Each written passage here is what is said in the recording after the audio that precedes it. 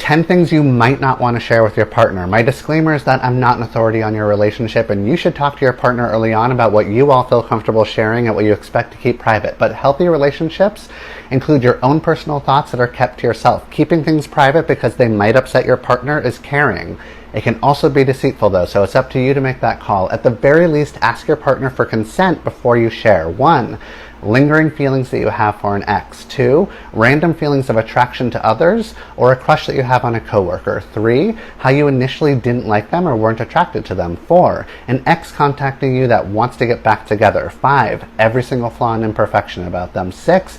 Every time you feel jealous. 7. That one time you kissed someone else and felt horrible about cheating and never did anything like that again. 8. Your detailed sexual history. 9. Things you liked better about your exes. 10. Negative comments about your partner from friends or family. 10 things you're ashamed to share with me, a therapist, that I'm commonly told. 1. That a part of you regrets having kids. Completely normal and doesn't mean you're a bad parent. 2. That you've stayed in a relationship way past the time you should have ended it. It's a rite of passage, my friend. We've all done this. 3.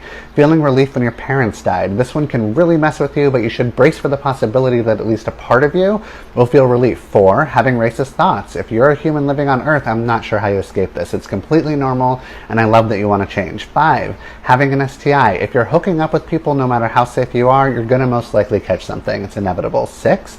Bullying someone as a kid. Carrying around this guilt is heavy, even though we have basically all done this. 7. Being lazy or unmotivated and not wanting to ever work hard. Thanks, capitalism. 8. Cheating on a partner you're still very much in love with. This happens more than you might think. 9. Performance anxiety when you're being intimate. It's bizarre to me if you haven't experienced this yet. 10.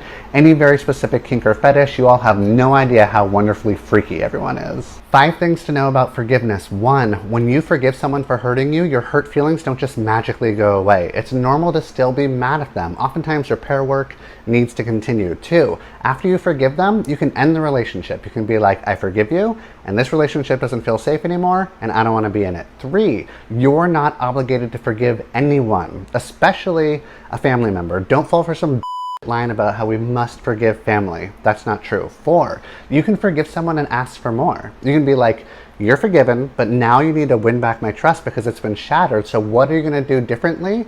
And how are things going to change? 5. Healing doesn't require forgiveness. It's optional. Your girl Taylor Swift says that you don't have to forgive and forget to move on. You can move on without any of those things happening. You just become indifferent and let it go. And I agree. Should you tell your partner about a one-time cheat? Overall, I think honesty is the best policy, but I wouldn't say it's always the right thing to do, because here's the thing. If you confess your one-time cheat, you may feel better that you don't have to walk around with this guilt-ridden secret anymore, but your partner might feel a lot worse. If your partner's going to find out, definitely tell them. It should come from you. But if you can keep it a secret and use the guilt to motivate yourself to never cheat again, I wouldn't say anything.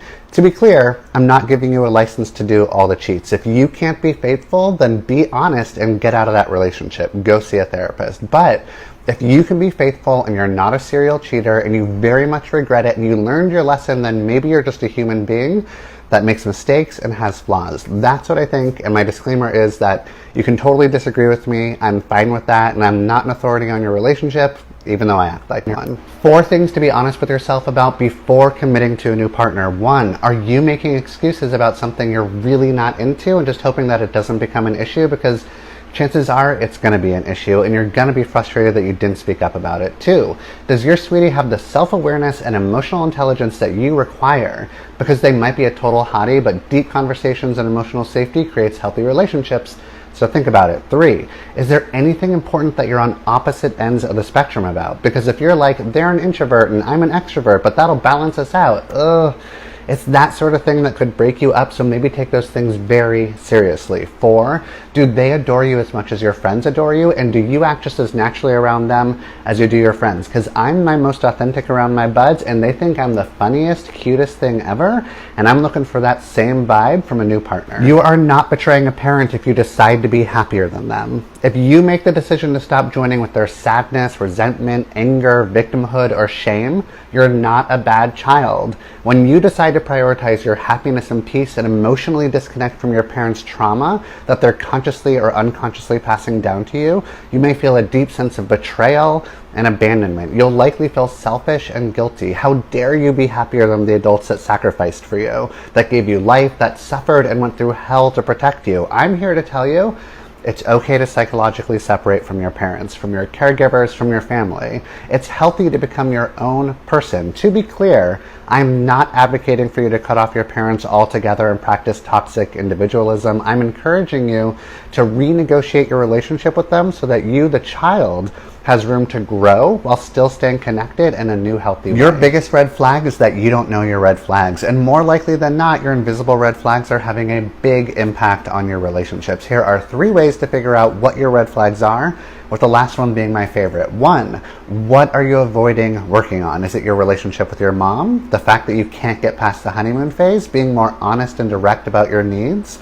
The things you avoid to do anything about oftentimes show up as red flags to the people that we're in relationship with. 2, what are you apologizing about the most? For me, it's being funny at the wrong time, which means some of my jokes simply come off as mean or invalidating. That's a big red flag to my partners. 3, just ask a handful of your exes what your red flags are. I bet they would dish. And if you're too nervous about that, ask some of your best friends. The information is right there. You just got to be open to it. And if you're like, no way, I don't want to know, well, it might be a red flag that you're avoiding honest feedback that'll help you grow. 8 questions to ask your sweetie before you become exclusive. 1, what is your definition of cheating? Be very clear here, because sometimes we have very different ideas of what a cheat is. 2, what kind of relationship do you want? Monogamous, monogamish, poly? Do you want to open it up in the future? What's the plan? 3, what kind of kinky stuff are you into? You're not trying to yuck their yum, you just want to know what to expect. 4, what's your biggest worry about me? Basically, let's put all the red flags on the table and discuss. 5, are you prepared to be my primary emotional support person? Because if not, am I okay with that? Because I'm going to have to lean into my community more often. 6, understanding this can change. What are you giving the most energy to right now? School, work, creativity, this relationship, family, friends, partying, and am I okay with that? 7, does anyone else think that they're in a relationship with you right now, which is different from are you in another relationship right now? 8, what do you think is most important that I should be aware of? Just leave it open-ended, see where it goes. What if your parents don't take accountability for the harm they caused? First, I'm sorry. Parents need to be responsible for the painful impacts they've had on their kids. If they can't, they're probably protecting themselves from feeling parental shame. If this is the case, what can you do? 1, be angry, be upset. Talk about how unfair it is. Find someone you can vent to that will understand your experience and will tell you how it is. That's important. 2, find other parental figures that clearly see your worth and care about you. A therapist works really great, or a supportive community. 3, create boundaries with your harmful parents so that you don't keep re-traumatizing yourself. This could mean staying away from hot button topics or staying away altogether until they can be accountable. 4, get in touch with your inner child that was let down and give it as much love as you can. 5, understand how the harm you experienced impacts your relationships and don't repeat the patterns.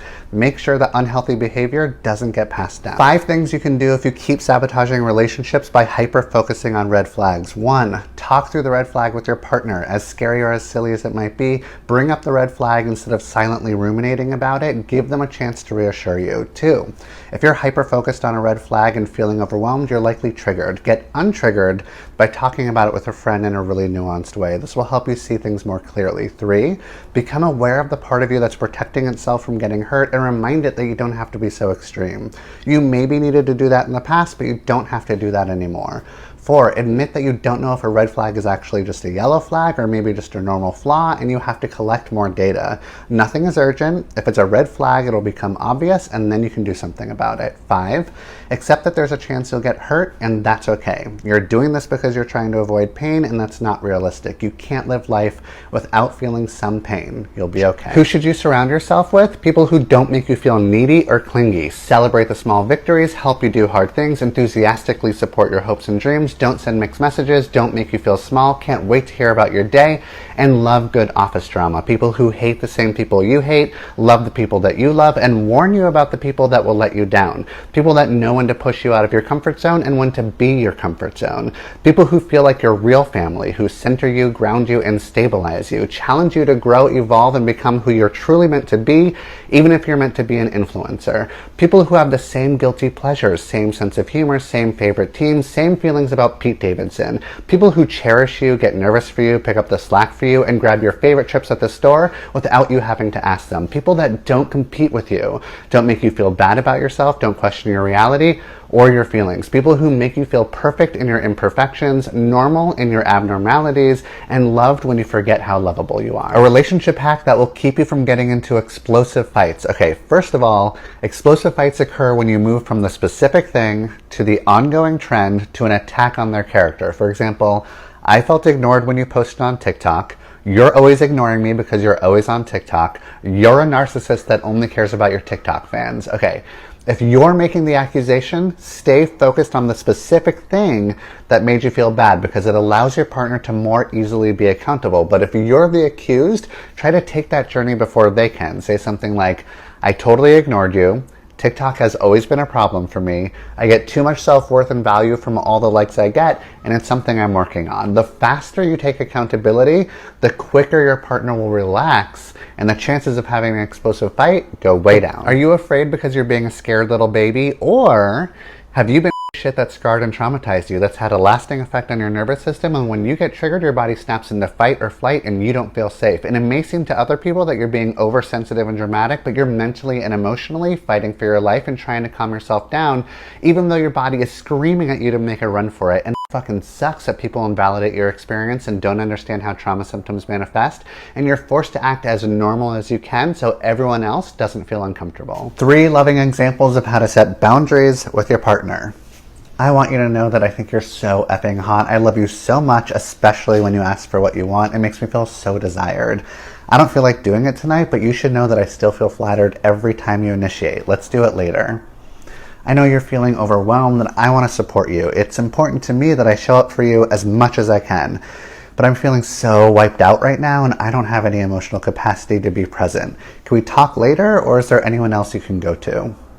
Hanging out with you is my favorite thing in the world, and I love how excited you are about seeing me tonight, but I am in deep need of alone time, and I know that if I saw you tonight, I would just be a shell of myself, and we'd both be bummed about it. So I'm going to recharge on my own so I can be my best self when I see you tomorrow. I'll miss you. 4 ways to spice things up in the bedroom. 1, before you do it, set a timer for 20 minutes. Go in separate rooms and warm yourself up. Do whatever you need to do to get really turned on, and once that 20 minutes is over, go at it. 2, one of you remains fully clothed and just sits there silently while they watch you take care of yourself. It's up to the clothed person to choose when they'll jump in and join the fun, but wait as long as you can. 3, next time you're out in public doing regular stuff, pull your partner close, put your mouth right in their ear, and whisper real quietly what you plan to do to their body when you get home. 4, play the stop and start game. One partner does whatever they want to your body, with consent, for 4 minutes, and then switch, going back and forth as many times as you'd like. 4 things to remember if you're hooking up with a person who has an eggplant and struggles with performance anxiety. 1, there is a lot of pressure to get that disco stick hard and stay hard, like it's a real skill.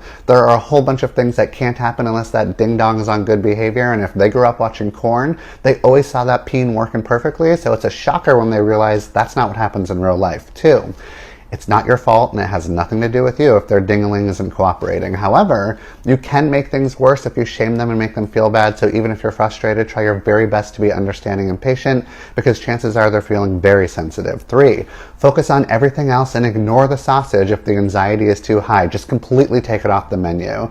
The goal is not to finish, it's to feel good and mess around. 4, remind them that it will happen when it happens, and there isn't a timeline of when that joystick needs to be fully functional. And in a curious and non-judgmental way, ask them what they need from you to take the pressure off. Healthy ways to communicate in relationship. When you start a sentence with I instead of you, you're a lot less likely to offend or trigger someone. Instead of you're such an avoidant, say I don't feel connected. Instead of you never initiate, say I don't feel desired. Also, focus on your experience instead of stating the facts. Instead of this is what happened, say this is what I remember. Instead of you offended everyone in the room, say this is the story I came up with. And then always follow everything up with what would make you feel better. Instead of you're being an angry turd right now, say I want to understand what you're saying. Can you talk in a softer voice? Instead of, you need to be more loving, say, I want to feel more closeness. Let's plan a fancy date night. How to tell the difference between healthy chemistry and unhealthy chemistry. Okay,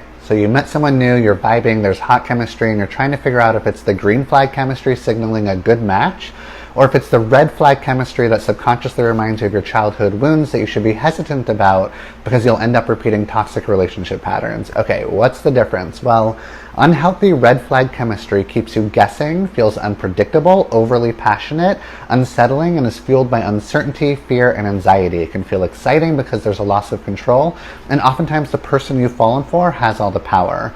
Healthy green flag chemistry is based on a really good match between you two. There's mutual attraction, mutual respect, you're both putting in the same energy, and you have shared interests, values, goals, and outlook on life. Red flag is like, whoa, I'm being swept up and I have no idea what's going to happen. This is crazy and exciting. Green flag is like, oh, we have so much in common and I feel so safe being my authentic self. What a breath of fresh air. How to tell the difference between 10 reasons you can't get over your ex. 1, because you think there's a chance you'll get back together. Destroy that hope. It's holding you back. Move on. 2, you haven't grieved long enough, or maybe you haven't grieved at all. Be sad. It works. 3, you were attached to them. It takes a while for that attachment to fade. Respect that. Give it time. 4, you're hung up on their potential. I get it, but let's focus on the reality and how relationships can't survive on potential alone. 5, being single is lonely. It's cliche, but you miss them because you miss a warm body. 6, you don't want to start over again and you want that familiarity back. I get it, but you can create new familiar feelings with someone else. 7, you're craving their physical closeness. It's so hard not having anyone to kiss and cuddle with all of a sudden. That takes getting used to. 8, you can't stop thinking of all the good times. Pro tip, write down all the bad times, keep that list handy. 9, the relationship is part of your identity and now you're like, who am I? Legit scary experience, but also maybe liberating. 10, because you are really hurt by them and sometimes you need a long time to recover, and there's nothing wrong with that. 8 things you should already know about your partner after 6 months. 1, what makes them happy? Is it puppies, video games, tacos, Bernie Sanders, you? I hope it's you. 2, what is the number one thing they care about? Saving the whales? Are we still saving the whales? Saving the planet? Killing the planet? Pete Davidson? 3, who do they love and hate the most in their family? Because you need to know who to kiss up to and who to shit about. 4, how do they handle themselves when they get mad? Do they need space, cuddles, distractions, Taylor Swift sing-alongs? 5, what are their top 3 defining moments in life? Is it when they stood up to the school bully? Is it when they moved away from home? Is it when they met you? Barf. 6, how would they define success? They going after that money? They creating a cute little family? They going rogue and taking down Elon Musk? I will join them. 7, how do they recharge their batteries? Are they binging Real Housewives or Bachelorette? Love Island or MTV Challenge? What reality show franchise makes them feel better? 8, what triggers them? Is it showing up late? Is it not listening to them? Is it acting like their dad? Is it Pete Davidson? 14 reasons you keep going for unavailable people. Because you secretly don't want to be in a really close relationship. Because your caregivers were emotionally unavailable, so that's what love feels like to you. Because you want to hide aspects of who you really are, and it's easiest to do that with somebody that doesn't notice you. Because you prioritize your career or creativity. Because you find unavailability mysterious, which is a turn on for you. Because you believe you'll be anxious in every relationship, so you're magnetized to people that spike your anxiety. Because you believe you're not worthy of love. Because when things get hard in a relationship, you can simply let go and the relationship will end for you. Because you don't know how to hold out for something better. Because you think you can make an unavailable person fall for you, and if that happens, it's true love. Because you think it's normal that your needs will never be met in a relationship. Because even though you hate falling for unavailable people, it's what you expect. Because you don't like yourself and you can't imagine anyone else would either. Because the only people that are available are unavailable people. Stop making it about yourself when your partner is upset with you. When you did something to hurt your sweetie's feelings, do not say something like, well, you hurt my feelings worse. It's not a two-way street. It feels like it should be a two-way street, but it's not. It only goes one way at a time. You can't both be mad at the same time and just lob painful experiences back and forth. That's not going to fix anything. My rule is whoever brings up the thing first gets the attention. When your partner's feeling bad and needs tending to, your only job is to help them feel better and get connected with you again. That's it. That's what you need to focus on. Put your shit on pause and love your sweetie. You're not here to win a fight and prove who's the bigger turd. You're probably the turd if that's what you're doing. You're here to make them feel happier. And once they feel good, if you want to talk about your pain, You're more than welcome to. And if you did a good job making your partner feel better, they'll probably feel very motivated to do the same for you. 3 things I need you to hear if you've been cheated on. 1, it's not your fault. You didn't deserve it. If you're being blamed, you're being gaslit. That's your cheating partner doing their very best to not take accountability. And if you're the one blaming yourself, understand that we do that because it gives us a sense of control. If the cheating was our fault, then we can change something in order for it to never happen again. 2, I understand why you're very hesitant to trust anyone ever again. This was probably very traumatic. The bond you thought you had is now broken. The person you went to for care is the person that caused you massive pain. Love equals danger. It's completely normal to doubt that you'll ever trust a partner again. You can heal, but it'll take time. 3, it's okay if you decide to stay together and try to work things out. Most people stay together after infidelity. You love your sweetie, and there's likely a lot of good left in the relationship, and it's so easy for other people to be like, you deserve better, they'll cheat again, dump them. I know it's a lot more complicated than that, and you have very real attachments that aren't going to just all of a sudden disappear. Before you cheat on your partner, consider this. Okay. Typically, when you cheat, you're not looking for a different person, you're looking for a different you. You're looking for a long-lost part of you that's been forgotten in the relationship you're currently in. You're trying to feel alive again, I get it. And the person you're cheating with most likely reminds you of the part of you that went missing, that's been lost or deprioritized in your current relationship. So, before you blow up your relationship, ask yourself this. How can you be direct and straightforward with your partner about the part of you that you miss and want badly to show up in your relationship? Because the most common thing I hear from partners who have been cheated on is the utter and complete confusion about why they couldn't be the one that brings out the missing part of you. 6 ways to stop crushing on someone that doesn't like you back. 1, grieve it. Be sad about it, feel the loss, take as much time as you need, and accept the fact that they don't have the same feelings, and try to let it go. 2, if it's a bit obsessive and you can't stop thinking about them, you may be into people that aren't available. Note this and remind yourself that you deserve love from people that can easily give it. 3, notice the qualities you like. Be like, got it. I'm more clear about the personality I want to be with,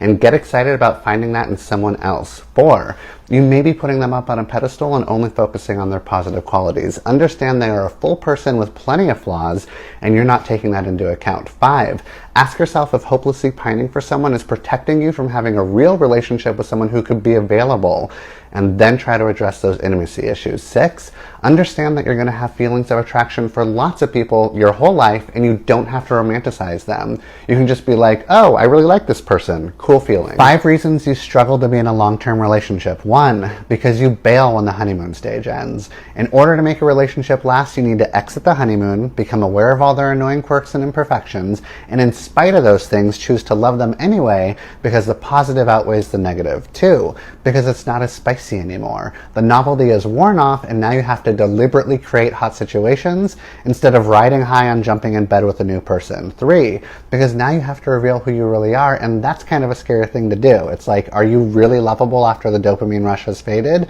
If you don't want to find out, you might just bail. 4, because you don't want to settle down, and there's absolutely nothing wrong with that, except for the fact that you're not being honest with yourself and the people you're dating. 5, because you're not speaking up about your wants and needs, and your partner can't read your mind, and you're like, well, this sucks, I'm not getting my needs met, but you didn't even give it a chance because you weren't upfront about them. 8 relationship green flags. 1, they're not conflict avoidant. They can have awkward conversations about hard stuff so that you can get on the same page and make sure you're a good match. 2, they figure out how you feel love and then love you that way. Simple. Everyone should do this. 3, you feel safe enough to be your authentic self around them. Even if you're goofy or extra sensitive, you feel secure knowing they'll be cool with it and see it as attractive. 4, they have a nuanced view of their past relationships and can take some of the blame if they were partially at fault for the ending. 5, they're excited about focusing on your needs in bed, and they can tell you what turns them on the most. 6, they know how their childhood trauma affected them, how it shows up in relationship, and they're working on healing it. 7,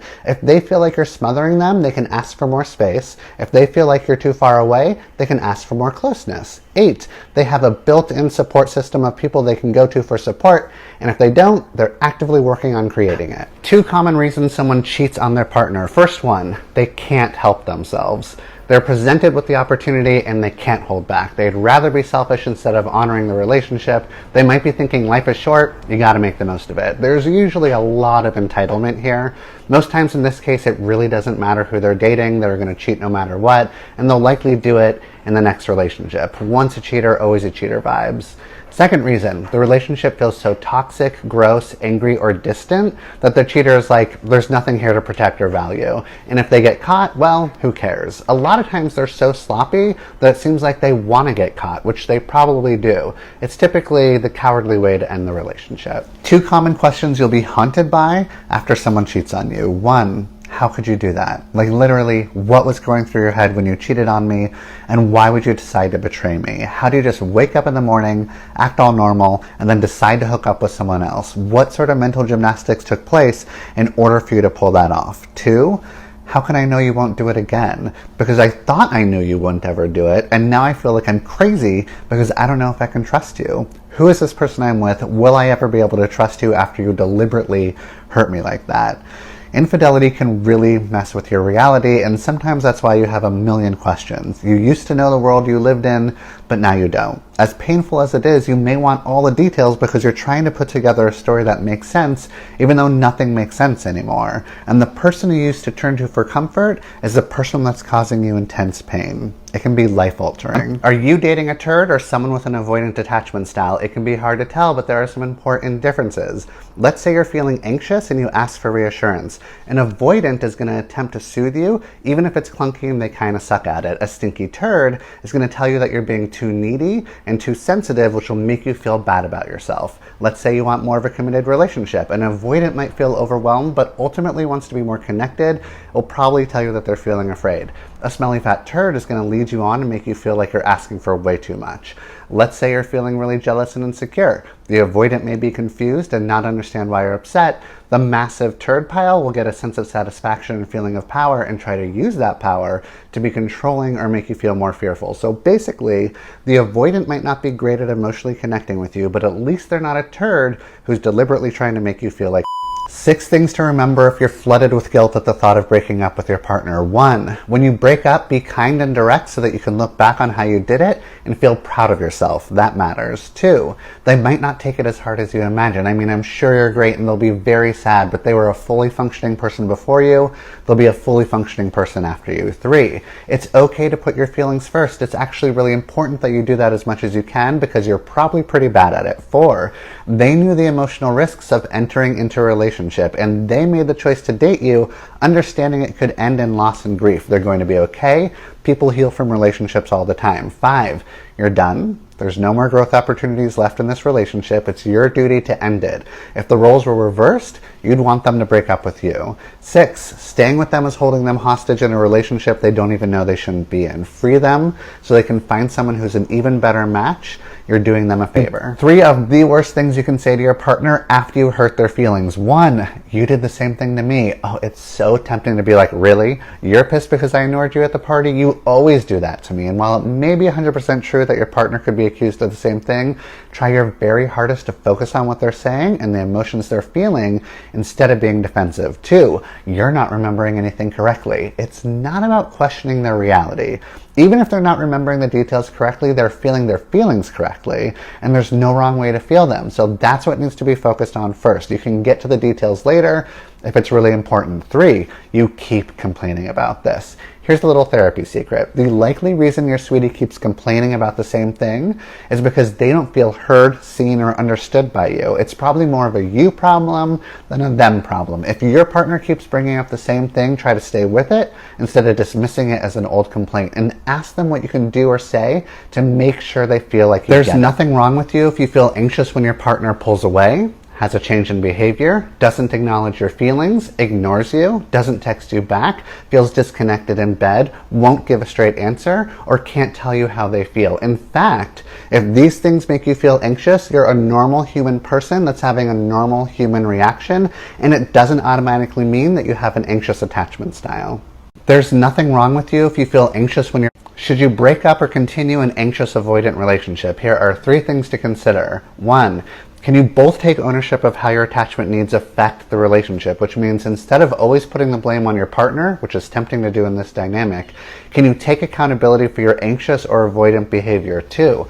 Can you both agree to do the ongoing work that will probably last forever? Because there most likely won't be a day where you both feel securely attached and you're all good. So you need to work on your self-soothing skills and speaking up when you need help from your sweetie. 3, are you willing to step outside your comfort zone and be there for your partner even when you don't want to be? Avoidant babes, sometimes you need to step up and be open even when you want to run. Anxious cuties, sometimes you need to take a beat and give your partner some space even if it's anxiety provoking. It's totally fine if you don't want to do any of these things, and if that's the case, you might want to think about ending the relationship.